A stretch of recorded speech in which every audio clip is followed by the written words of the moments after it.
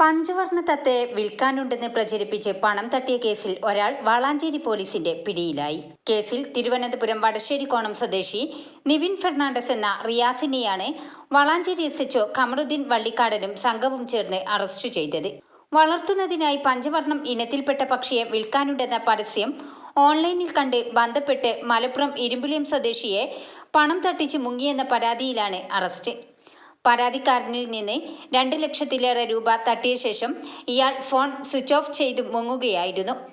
പരാതിക്കാരനും സുഹൃത്തുക്കളും തന്ത്രപൂർവ്വം നടത്തിയ നീക്കത്തിനൊടുവിൽ ഇയാൾ ഒളിവിൽ കഴിയുന്ന സ്ഥലം കണ്ടെത്തി പോലീസിൽ വിവരം അറിയിക്കുകയായിരുന്നു.